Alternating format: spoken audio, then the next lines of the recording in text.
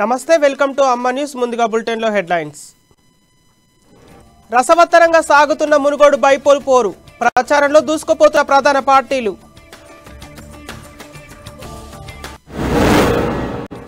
మునుగోడు ఉప ఎన్నికకు రాజగోపాల్ నామినేషన్ భారీగా తరలివచ్చిన కమలం పార్టీ కార్యకర్తలు మునుగోడు ప్రచారంలో మంత్రి జగదీష్ సంచలన వ్యాఖ్యలు కేంద్రం నిధులిస్తే ఎన్నిక నుంచి తప్పుకుంటామన్న మంత్రి మర్రిగూడ మండలంలో రేవంత్ రెడ్డి ప్రచారం మునుగోడు మాజీ ఎమ్మెల్యేలపై టీపీసీసీ చీఫ్ రేవంత్ విమర్శలు ఇక వివరాల్లోకి వెళ్తే మునుగోడు ఉప ఎన్నిక పోరు రసవత్తరంగా సాగుతోంది. ఈసీ నోటిఫికేషన్ రావడం నామినేషన్లు షురూ కావడంతో అన్ని పార్టీలు నువ్వా నేనా అన్నట్లుగా ముందుకెళ్తున్నాయి. ఈ రోజు బీజేపీ అభ్యర్థి రాజగోపాల్ రెడ్డి నామినేషన్ వేశారు. పెద్ద ఎత్తున తరలి వచ్చిన పార్టీ నేతలతో వెళ్లి నామినేషన్ పత్రాలను రిటర్నింగ్ అధికారికి అందజేశారు. రేపో మాపో టీఆర్ఎస్ కాంగ్రెస్ అభ్యర్థులు కూడా నామినేషన్లు వేయనున్నారు. ఇక మరోవైపు ఈ ఎన్నికను సజావుగా నిర్వహించేందుకు అధికారులు అన్ని ఏర్పాట్లు చేస్తున్నారు.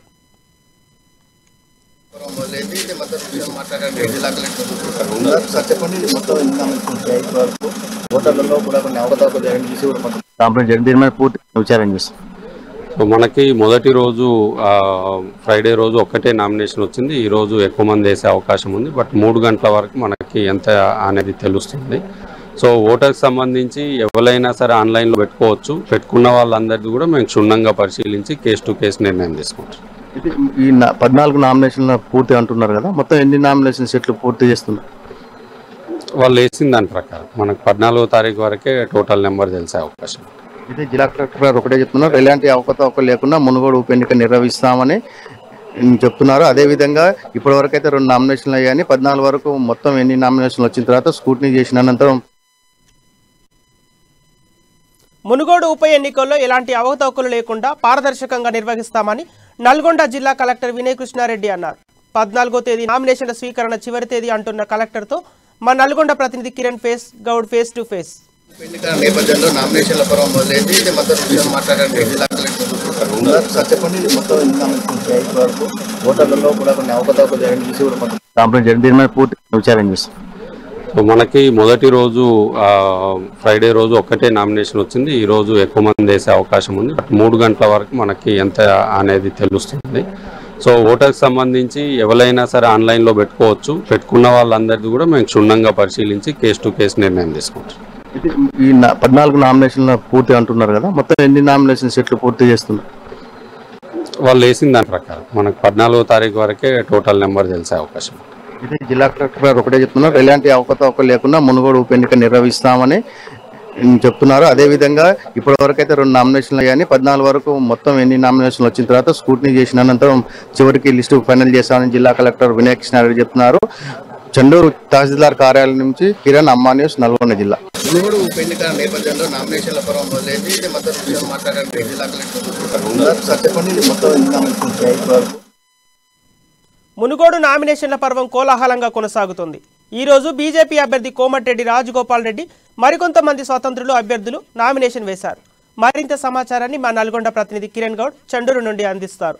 మునుగోడు ఉప ఎన్నిక నామినేషన్ల పర్వం కొనసాగుతుంది. ఈరోజు బీజేపీ అభ్యర్థి కోమటిరెడ్డి రాజగోపాల్ రెడ్డి కొద్దిసేపటి క్రితమే అట్టహాసంగా నామినేషన్ వేసి ఇప్పుడే వెళ్ళిపోవడం జరిగింది. అదేవిధంగా ఈరోజు మరికొంతమంది స్వతంత్ర అభ్యర్థులు కూడా నామినేషన్ వేశారు.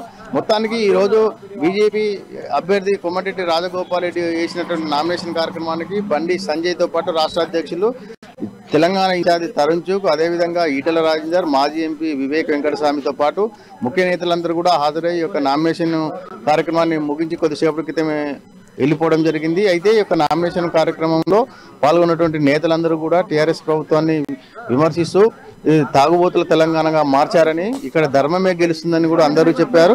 అయితే ఈ యొక్క నామినేషన్ల పర్వం 14 తారీఖు వరకు ఉంది. చివరి నిమిషంలో ఈరోజు టీఆర్ఎస్ అభ్యర్థి కూసుకుల ప్రభాకర్ రెడ్డి కూడా నామినేషన్ కార్యక్రమాన్ని వస్తారనుకున్నప్పటికీ కొన్ని అనివార్య కారణాల వల్ల కూసుకుల ప్రభాకర్ రెడ్డి రాకపోవడంతో ఈరోజు టీఆర్ఎస్ నాయకులు నామినేషన్ లేదు. వాళ్ళు తిరిగి ఈ నెల 14 నామినేషన్ వేసే అవకాశం ఉంది. అదే రోజు కాంగ్రెస్ అభ్యర్థి పాల్వాయి శ్రవంతి కూడా 14వ తేదీనే నామినేషన్ వేయనున్నారు. ఆ యొక్క నామినేషన్ కార్యక్రమానికి పిసిసి అధ్యక్షుడు రేవంత్ రెడ్డి కూడా హాజరు కానున్నారు. మొత్తానికి ఈ రోజు మాత్రం 3 గంటలు దాటిన తర్వాత కోమటిరెడ్డి రాజగోపాల్తో పాటు మరికొంతమంది స్వతంత్ర అభ్యర్థులు నామినేషన్ కార్యక్రమం అయితే వేశారు.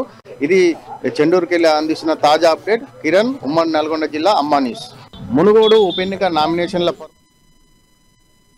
కోమటిరెడ్డి బ్రదర్స్ మాటలు బోగస్ మాటలని ప్రజలు నమ్మరని, మునుగోడు ఉప ఎన్నికల్లో టీఆర్ఎస్ పార్టీ విజయం సాధిస్తుందని రాష్ట్ర పంచాయతీరాజ్ శాఖ మంత్రి ఎర్రబెల్లి దయాకర్ రావు అన్నారు. ఈ రోజు మంత్రి దయాకర్ రావు నల్గొండ జిల్లా చెండూరు మండల కేంద్రంలో ప్రచారం నిర్వహించారు. ఈ సందర్భంగా మంత్రి మాట్లాడుతూ కోమటిరెడ్డి రాజగోపాల్ రెడ్డి స్వలాభం కోసమే ఉప ఎన్నిక తీసుకొచ్చాడని, బీజేపీకి ప్రజలు ఓట్లు వేయరని అంటున్న మంత్రి దయాకర్ రావుతో మా నల్గొండ ప్రతినిధి కిరణ్ ఫేస్ టు ఫేస్. ఉప ఎన్నికల నేపథ్యంలో అధికార టీఆర్ఎస్ పార్టీ ప్రచారాన్ని ఉధృతం చేసింది. అందులో భాగంగా మంత్రి ఎర్రబెల్లి దయాకర్ రావు గారు చెండూరులో ప్రచారం నిర్వహిస్తున్నారు. మా అడిగి మరిన్ని విషయం. సార్ చెప్పండి, ఈ యొక్క చెండూరులో ప్రచారం నిర్వహించారు కదా, మీకు ఏ విధమైన స్పందన లభిస్తుంది? తెలంగాణ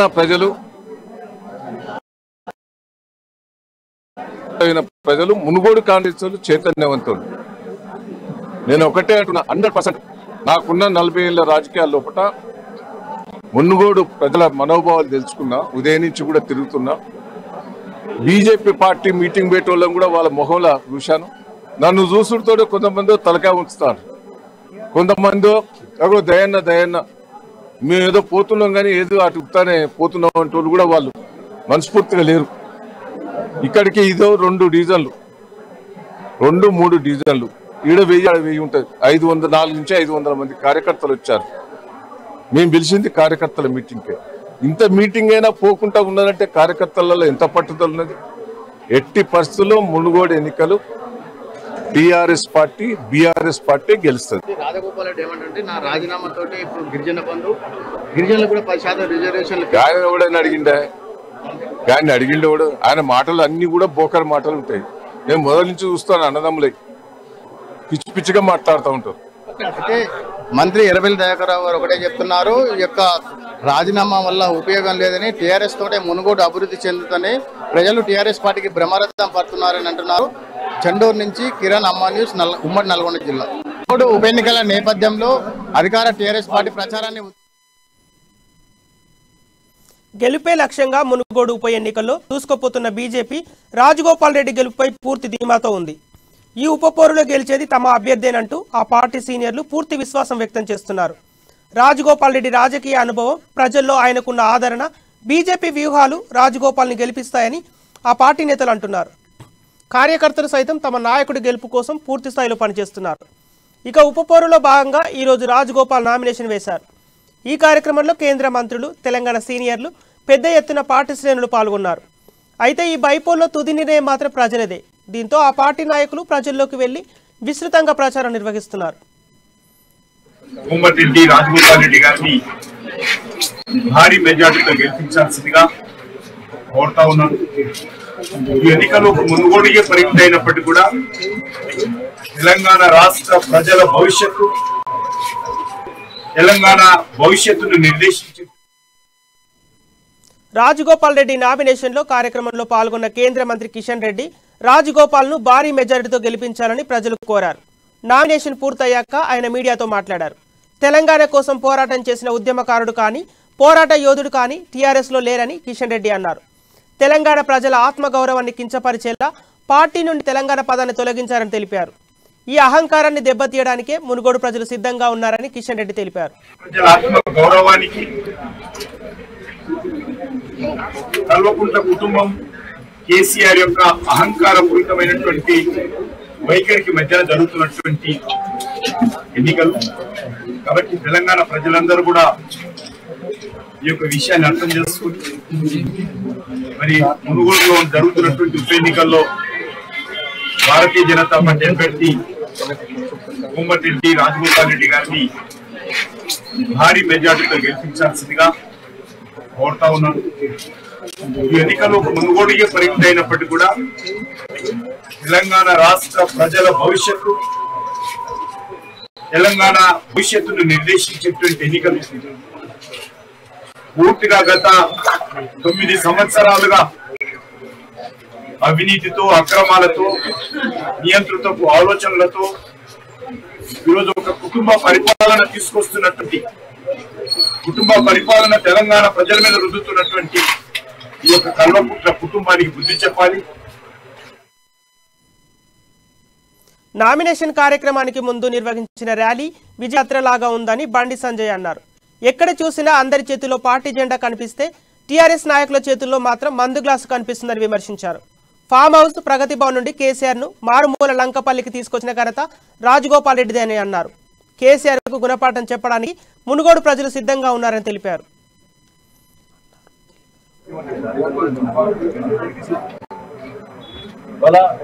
హుజరాబాద్ లో గదే జరిగింది,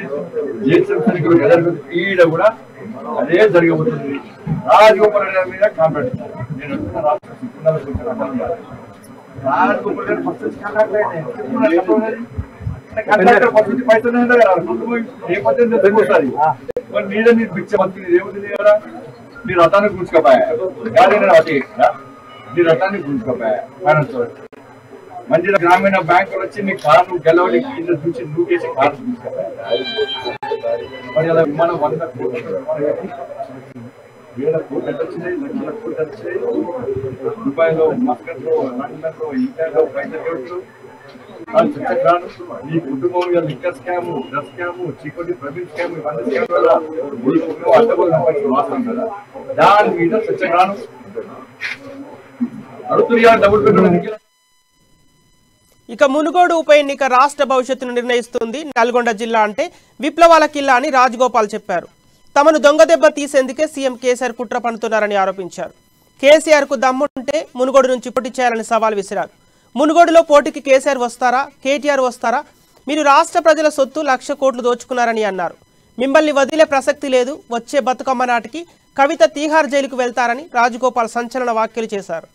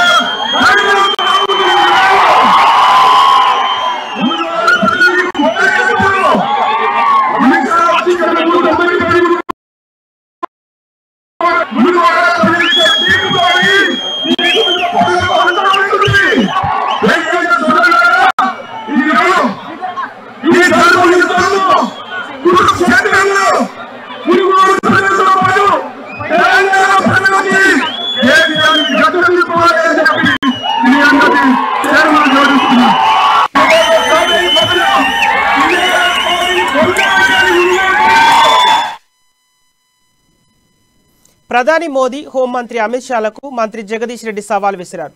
18,000 కోట్లు మునుగోడు లేక నల్లగొండ అభివృద్ధికి ఇవ్వండి అని అన్నారు. ఇస్తే ఉప ఎన్నికల బరి నుండి తప్పుకుంటామని స్పష్టం చేశారు. ముఖ్యమంత్రి కేసీఆర్ను ప్రాధేయపడైన ఒప్పిస్తామని అన్నారు. మునుగోడు నియోజకవర్గ పరిధిలోని కొరిటికల్ గ్రామంలో నిర్వహించిన ఎన్నిక ప్రచారంలో ఈయన ఈ వ్యాఖ్యలు చేశారు. బీజేపీ కుట్రలకు అండగా నిలిచిన రాజగోపాల్ రెడ్డికి మాత్రం 18,000 కోట్లు ఎలా ఇచ్చారని, ఒక వ్యక్తి కోసం 18,000 కోట్లు ఇవ్వడం ఏమిటి అని ప్రశ్నించారు. ఇప్పటికే చెబుతున్న 18,000 కోట్లు నల్గొండ జిల్లాకి ఇవ్వండి అని, జిల్లాలో అన్ని ప్రాజెక్టులు పూర్తి చేస్తామని, ఇస్తే పోటీ నుంచి తప్పుకుంటామని తెలిపారు. బ్రహ్మాండంగా మెడికల్ కాలేజీలు ఇచ్చి మొన్న కరోనా వచ్చిన ఒక్కరు కూడా ఇబ్బంది పడద్దని చెప్పి పూర్తిగా ప్రభుత్వ వైద్యం అందించి 1,000 కోట్ల రూపాయలు ఖర్చు పెడితే అందులో 1 రూపాయి కూడా మోడీ ఇవ్వలేదు. కేవలం రాజగోపాల్ రెడ్డి 18,000 ఇస్తే సరిపోతున్నారు. 15,000 కోట్లు కూడా మోడీ ఇస్తలేడు. కానీ రాజగోపాల్ రెడ్డి మాత్రం 18,000 కోట్లు కూడా ఇచ్చింది. అంతేకాదు ఇంకో మాట కూడా అంటున్నాడు, నేను గుజరాత్ లో 600 ఇస్తున్నా, మీకు తినవేంత ఇస్తున్నాడు కేసీఆర్, ఎందుకు ఇవ్వాలి? మునుగోడు ఆడబిడ్డ కాంగ్రెస్ అభ్యర్థి పాల్వాయి శ్రావంతిని దీవించండి అని పీసీసీ అధ్యక్షుడు రేవంత్ రెడ్డి అన్నారు. ఆయన నల్గొండ జిల్లా మర్రిగూడ మండలం లెంకలపల్లి, శివన్నగూడెం, గట్టుపల్లి గ్రామాల్లో కాంగ్రెస్ అభ్యర్థి పాల్వాయి శ్రావంతి తరపున విస్తృత ప్రచారం చేశారు. గత ఎన్నికల్లోని ఎమ్మెల్యేలుగా గెలిచిన కోమటిరెడ్డి రాజగోపాల్ రెడ్డి, కూసుకుంట్ల ప్రభాకర్ రెడ్డి నియోజకవర్గంలో ఒక్క పని కూడా చేయలేదని, కాంగ్రెస్ అభ్యర్థికి ఈ ఎన్నికల్లో అవకాశం కల్పించాలని కోరారు. నిజాయితీగా పనిచేసిన పాల్వాయి గోవర్ధన్ రెడ్డి గారు ఏ రోజు కూడా తన గురించో, తన కుటుంబం గురించో, తన ఆస్తి సంపాదన గురించి ఆలోచన చేయలే. ఆయన ఢిల్లీకి ఎదిగిన జవహర్లాల్ నెహ్రూ ఇందిరా గాంధీ, రాజీవ్ గాంధీ, సోనియా గాంధీ, రాహుల్ గాంధీతో 4 తరాలు పనిచేసిన తన తరం కోసమో తన పిల్లల కోసమో రూపాయి సంపాదించాలని ఆలోచన కూడా చేయలే. 5 సార్లు ఎమ్మెల్యే అయిండు, ఏం కాదు. ఒక్కసారి రాజగోపాల్ రెడ్డి ఎమ్మెల్యే అయితే 22,000 కోట్ల కాంట్రాక్ట్ తెచ్చుకున్నాడు. ఆలోచన లేదు. అట్లాంటిది 18 పార్టీ న్యాయం చేయలేకపోయింది కాబట్టి ఇవాళ పాల్వాయి సెవెంత్కి కాంగ్రెస్ పార్టీ టికెట్ ఇచ్చింది సోనియా గాంధీ గారు. ఇవాళ మా ఆడపడుతున్న అడగదలుచుకున్నా, మా పిల్లలు నేను వచ్చినప్పుడు ఉత్సాహంగా ఉంటారు, గట్టిగానే జైలు కొడతారు, మళ్ళీ అవతలు పోతుంటారు, అవతలు పోతుంటారు. కానీ మా ఆడపడుతుల మీద నాకు సంపూర్ణంగా విశ్వాసం ఉన్నది. మొదటిసారి ఒక ఆడబిడ్డకు అవకాశం వచ్చింది, 12 సార్లు ముందు. తెలంగాణలో ప్రైవేట్ రంగ ఉద్యోగాల్లో 75% స్థానిక కోటా చట్టం తెలంగాణ జర్నలిస్టుల అధ్యయన వేదిక ఆధ్వర్యంలో Somajiguda press club round table సమావేశం నిర్వహించారు. ఈ సమావేశంలో పలువురు ఉద్యమకారులు, పలు పార్టీల నుంచి నేతలు పాల్గొన్నారు. అనంతరం కాంగ్రెస్ అధికార ప్రతినిధి అద్దంకి దయాకర్ మాట్లాడుతూ ఉద్యమ సమయంలో నీళ్లు నిధులు నియామకాలంటూ ఈ ప్రభుత్వం చేసిన నినాదాలు మర్చిపోయిందని మండిపడ్డారు. కాంగ్రెస్ పార్టీ ఎన్నికల మేనిఫెస్టోలో ప్రైవేటు ఉద్యోగాలలో 75% అనే చట్టాన్ని ఖచ్చితంగా పెడతామంటూ అద్దంకి దయాకర్ అన్నారు. ప్రైవేటు ఉద్యోగాలపై ఈ ప్రభుత్వం చేస్తున్న వైఖరిపై అద్దంకి దయాకర్తో మా crime bureau Pranay face to face.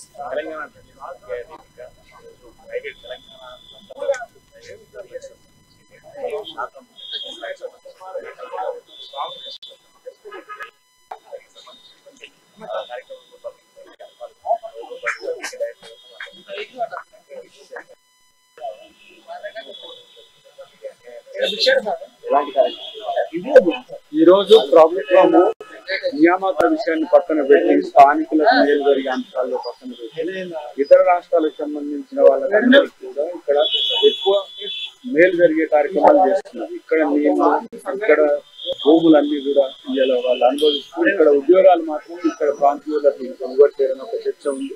తర్వాత దాన్ని ఓవర్కమ్ కావడానికి కాంగ్రెస్ పార్టీగా మేము రేపు 75% రిజర్వేషన్లు మేము అమలు చేస్తామని మేనిఫెస్టోలో పెట్టడమే కాదు, ఈ ప్రభుత్వం ఉన్న రోజు ప్రభుత్వం మీద ఒత్తిడి చేసే కార్యక్రమం జర్నలిస్ట్ స్థానిక నిరుద్యోగ యువతకు తర్వాత విద్యార్థులకు మేలు జరగాల్సిన అవసరం లేదు. సో ఈ ప్రభుత్వం బీఆర్ఎస్ అని పెట్టి రాష్ట్రాన్ని మారి వెళ్ళిపోయిన పరిస్థితులు తెలంగాణ అస్తిత్వాన్ని కాపాడాల్సిన బాధ్యత తెలంగాణ ప్రజల మీద ముఖ్యంగా కాంగ్రెస్ పార్టీ మీద ఉందనే ఉద్దేశం.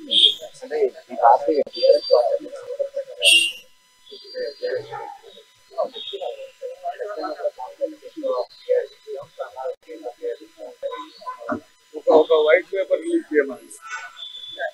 రిలీజ్ చేయమండి ఇచ్చిన ఉద్యోగాలు ఎన్ని, తెలంగాణ వాళ్ళకి ఎన్ని వచ్చినాయి, ఇతరులకు ఎన్ని వచ్చినాయి, అక్కడ ఉద్యోగాలు ఇచ్చిందా లేదా, ప్రైవేట్ ఉద్యోగాలు ఎన్ని వచ్చినాయి, ప్రైవేట్ ఉద్యోగాలలో పెట్టిన లక్షల కొద్ది ఉద్యోగాలు కల్పించిన తెలంగాణ అంటున్నారు.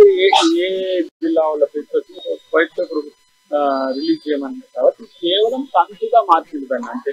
సో డెఫినెట్ గా నిజమైన తెలంగాణ విద్యార్థులకు నిరుద్యోగులకు మేలు జరిగే ఒక కార్యక్రమం రేపు తీసుకునే అవకాశం వస్తుంది భవిష్యత్తులో కాంగ్రెస్. ఇప్పుడు తెలంగాణ జర్నలిస్ట్ చేసే మూవ్మెంట్ మేము ప్రత్యక్షంగా మద్దతునివ్వడమే కాకుండా రేపు కాంగ్రెస్ పార్టీ కార్యక్రమంలో కూడా అడుగుతుంది.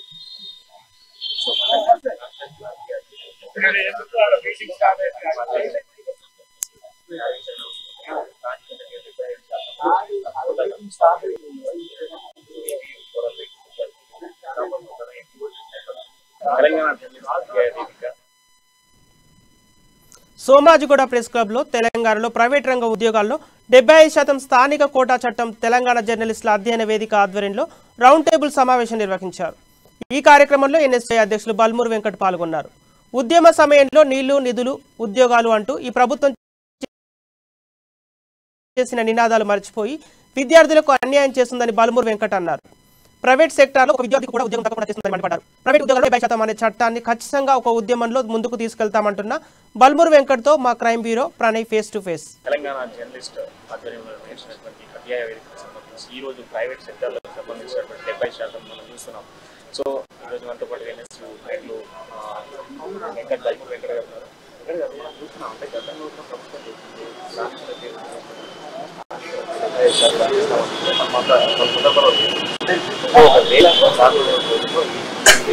కార్యక్రమాన్ని అమలు చేశారు. తప్పనిసరిగా కేవలం ఈ కార్యక్రమం అమలు కాదు. ఈ యొక్క కార్యక్రమం ఒక ముఖ్య ఉద్దేశం. ఈరోజు తెలంగాణలో ఉన్న నిరుద్యోగుల సంఖ్య లక్షలలో ఉంది. ప్రభుత్వ రంగంలో ఉన్న ఉద్యోగాలు అన్నీ కూడా భర్తీ చేసినా వేరే కల్పించే అవకాశం ఉన్నాయి, భర్తీ చేస్తలేరు.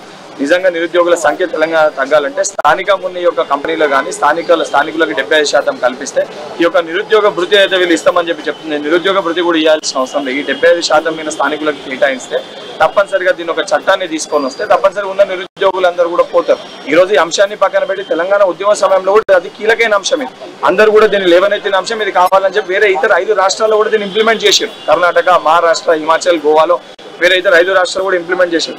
మద్యం అమ్మకాలలో మేము ఎంత ముందు ఉన్నామని చెప్పి చూపించినంత శ్రద్ధ ఇటువంటి ఒక స్కీమ్ ని ఇంప్లిమెంట్ చేసి ఇటువంటి ఒక చట్టాన్ని తీసుకొచ్చే ప్రయత్నం చేస్తే తెలంగాణలో ఉన్న విద్యార్థులకి నిరుద్యోగులకి మేలు చేసే దిశగా ప్రభుత్వం ఆలోచించినట్టయితే. కానీ ఇవన్నిటిని పక్కన పెట్టి ఎన్నికల్లో ఎన్ని ఓట్లు వస్తాయి, ఏ విధంగా ఓట్లు వస్తాయి అని చెప్పి ఆ అంశంలో ఆలోచించి ప్రభుత్వం ఏ రకంగా వ్యవహరిస్తే తప్పనిసరిగా ఈ యొక్క అంశం పైన ప్రతి ఒక్క విద్యార్థిని నిరుద్యోగిని అంశం పైన చైతన్యపరుస్తూ వాళ్ళని కూడా ఈ ఉద్యమాల్లో రోడ్లపైకి తీసుకొని వచ్చి తెలంగాణ ఉద్యమం కోసం ఏ రకంగా అయితే పోరాటం చేస్తామో ఈ తెలంగాణ జర్నలిస్ట్ అధ్యయన వేదిక తీసుకున్న ఒక ఉద్యమానికి ఎన్ఎస్ఏ రాష్ట్ర అధ్యక్షులు లేక ఎన్ఎస్ఏ మేము కూడా వాళ్ళతో పాటు నిలిచి ఈ యొక్క చట్టాన్ని ఇంప్లిమెంట్ చేసే వరకు రాష్ట్ర ప్రభుత్వం పైన ఒత్తిడి తీసుకోవాల్సింది. రాష్ట్ర ప్రభుత్వం పైన అదేవిధంగా కేంద్ర ప్రభుత్వం కూడా ఇటువంటి ఒక చట్టాన్ని ఇంప్లిమెంట్ చేసుకొని వాళ్ళపైన కూడా ఒత్తిడి తీసుకొచ్చే ప్రయత్నంలో ఎన్ఎస్ఏ ముందుండి పోరాటం చేస్తాం.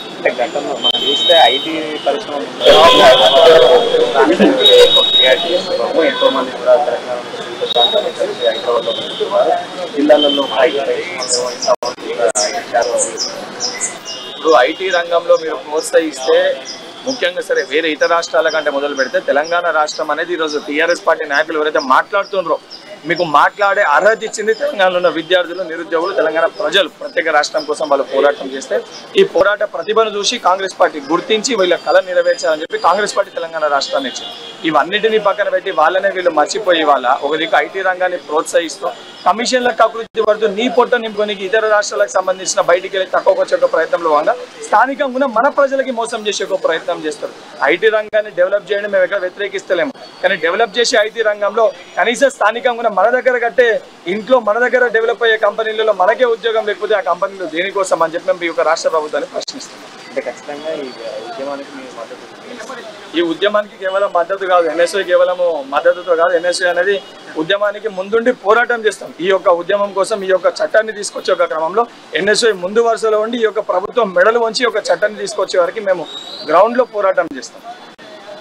సో మొత్తంగా జర్నలిస్ట్ ఆధ్వర్యంలో చేసినటువంటి వేదికకు సంబంధించి రానున్న రోజుల్లో ఖచ్చితంగా కూడా ప్రభుత్వం దృష్టికి సమస్యలు తీసుకెళ్తాం. రానున్న రోజుల్లో ఎన్ఎస్సీ ఆధ్వర్యంలో ఎన్ఎస్సీ కూడా ముందంజలో ఉంటుంది, ముందంజలోనే పోరాడతామని కూడా చెప్పిన పరిస్థితి అయితే తెలంగాణ.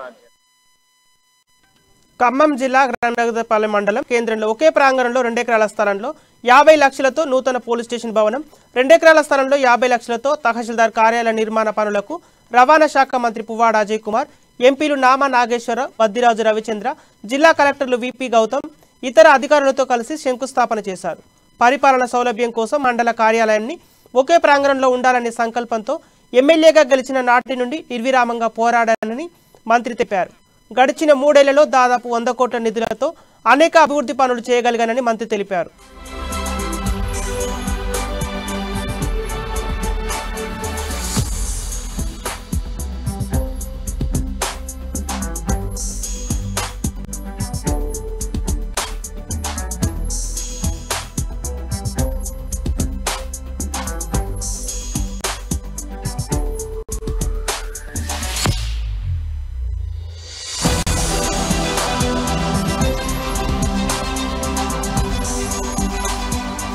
ముందుగా మన ఎంపీలు ఇద్దరికి, నామా నాగేశ్వరరావు గారికి, వద్దిరాజు రవిచంద్ర గారికి మనస్ఫూర్తిగా ఈ 2 బిల్డింగులకి 25 లక్షల రూపాయలు మీరు ఇద్దరు ఇచ్చి 50 లక్షల రూపాయలు మోడల్ మరి police station and model tahsildar office ఇప్పుడు ఇచ్చిన ₹1 కోటి అదనంగా మీ 50 లక్షలు తోడ్పడితే తప్పకుండా ఒక మోడల్ పోలీస్ స్టేషన్, మోడల్ తహసీల్దార్ ఆఫీస్ని రఘునాథపాలెంలో ఏర్పాటు చేయడానికి అవకాశం లభించింది. మిత్రులారా, ఇవాళ పొద్దున్నే ఒక పేపర్లో దిశ అనే పేపర్ ఉంది. అందులో రఘునాథపాలెం మండలం కొత్తది, అలాగే కొత్త రూపున దాల్చుకున్నది అని చెప్పి ఒక క్యాప్షన్తో ఒక స్టోరీ రాసింది. ఎంత అద్భుతంగా రాసిందంటే మా మిగతా మిత్రులు రాయలే, ఎందుకో మరి రేపు రాస్తారేమో, ఇవాళ రాస్తారేమో తెలియదు. ఎంత అద్భుతంగా రాసిరంటే వారికి ధన్యవాదాలు.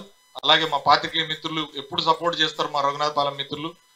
ఈ మండలం ఒకప్పుడు ఇంతకుముందు కలెక్టర్ గారు చెప్పినట్టు అర్బన్ మండలం కింద ఉన్నప్పుడు, అర్బన్ అంటే ఖమ్మం మొత్తానికి కలిపి రఘునాథపాలెం కూడా కలిపి అర్బన్ అంటే ఇదేదో అర్బన్ అంటే చాలా డెవలప్ అయిపోయినట్టుగా భావించి గతంలో ఉన్న ఎమ్మెల్యేలు, ఈ అర్బన్ మండలానికి ప్రాతినిధ్యం వహించిన ఎమ్మెల్యేలు లేదా గ్రామాలన్నీ కూడా అర్బన్ లాగానే ఫీల్ అయ్యాయి. అభివృద్ధిలో చాలా ముందుందని చెప్పి అనుకునేవాళ్ళు. నేను కూడా ఎమ్మెల్యే అవ్వకముందు నేను రాజకీయాల్లో తిరిగిన. ఖమ్మం జిల్లా రఘునాథపాలెం మండలంలో ఖమ్మం సిటీ కాంగ్రెస్ అధ్యక్షుడు ఎండి జావీద్ ఆధ్వర్యంలో భారత్ జోడో గ్రామయాత్ర కార్యక్రమం ఘనంగా ప్రారంభమైంది. సుమారు 100 యాత్రను జిల్లా కాంగ్రెస్ పార్టీ అధ్యక్షులు పువ్వాల దుర్గా ప్రసాద్ జెండా ఊపి ప్రారంభించారు. గ్రామాల్లో సమస్యలపై ఆరాధిస్తూ యాత్ర కొనసాగించారు. గ్రీన్ కాలనీలో ప్రజలు తమ సమస్యలు కాంగ్రెస్ నేతలకు చెప్పుకున్నారు. జోడో యాత్ర అయిపోయిన తర్వాత ఈ కాలనీకి వచ్చి తమ సమస్యలను తెలుసుకొని వెంటనే అధికారులకు వినతి చేసి సమస్యలు పరిష్కరించేంత వరకు కృషి చేస్తామని వారు హామీ ఇచ్చారు.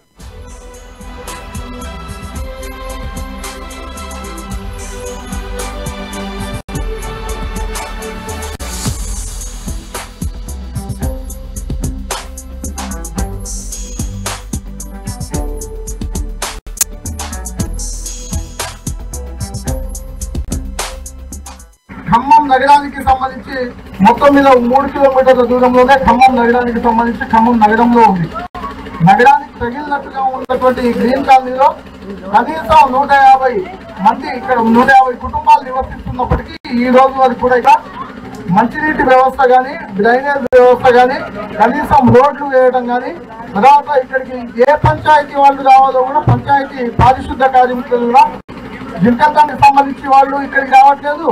రఘునాథపాలెం మండలానికి, రఘునాథపాలెం గ్రామానికి సంబంధించిన వాళ్ళు కూడా ఇక్కడికి రాకుండా ఇది విడిపోయి ఒక పక్కకి పడేసినట్లుగా ఖమ్మానికి అతి దగ్గరలో ఉన్నటువంటి ఇటువంటి ఏరియాని ఇవాళ ఈ రోజు భారత్ జోడో యాత్రలో భాగంగా గుర్తించడం జరిగింది.